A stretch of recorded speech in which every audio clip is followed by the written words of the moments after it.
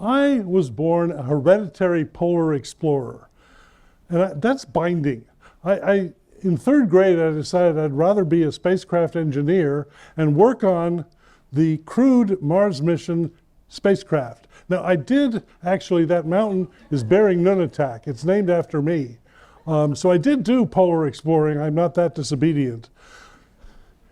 In his book, The Cosmic Connection, Carl Sagan said, in all of human history, there's exactly one generation for whom the planets in childhood were distant, cold dots, mysteries to be solved.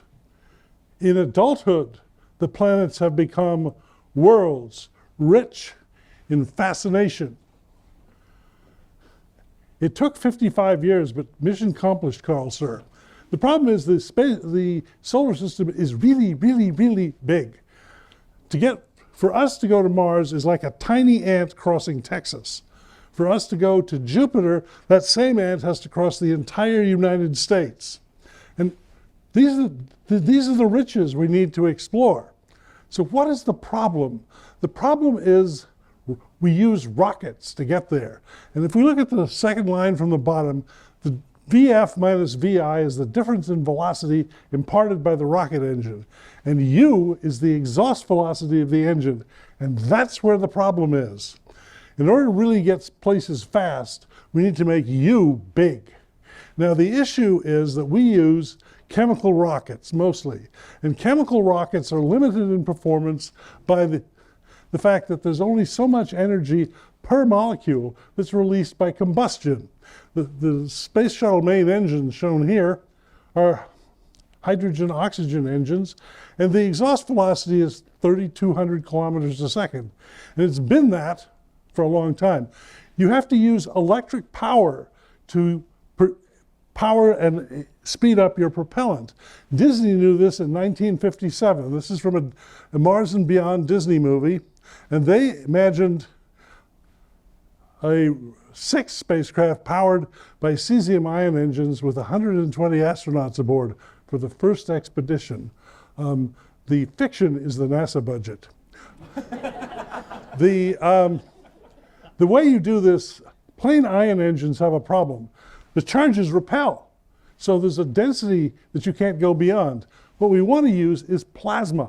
Plasma is ionized gas, so you can apply electric forces, but it's net neutral, so you don't have to worry about it going anywhere. Plasma examples. I spent a lot of my career studying the aurora on the left, and there's a bunch of other examples shown here. We have built, starting in 1998, I joined the team at the Ad Astra Rocket Company. And for those of you who saw the movie The Martian, the engines on the Hermes were our product, the Vasimir. And there it is. And we've been working on it since 1998 under the leadership of Franklin Chang Diaz. And unlike the chemical rockets, I've run experiments where the exhaust velocity was 150 kilometers a second. So we can go much faster. The underlying physics, we keep the thing from melting by having a plasma confined with a magnetic field and not a physical nozzle. We ionize the gas with 7 megahertz radio waves, and we accelerate the gas with 700 kilohertz radio waves, which are synchronized with the motion of the ions circulating about the magnetic field. And the result is an engine which can get you to Mars fast. That 6 kilowatt system there, each engine's 2 kilowatts, can get you to Mars in 115 days. Going further, the trick is to take your solar cells and skydive the sun. Go into half the distance from the Earth, you get 4 times the power. That'll get you to Saturn in 4.4 years. By comparison, the Cassini mission, the dark blue bar, took nearly 10. Our engine is the orange bar. Juno, which is still working around Jupiter and is the next bar up. It took me 45 years, but I achieved my career goal. I have been working on the engines for the manned Mars mission, and we have a long-range business plan.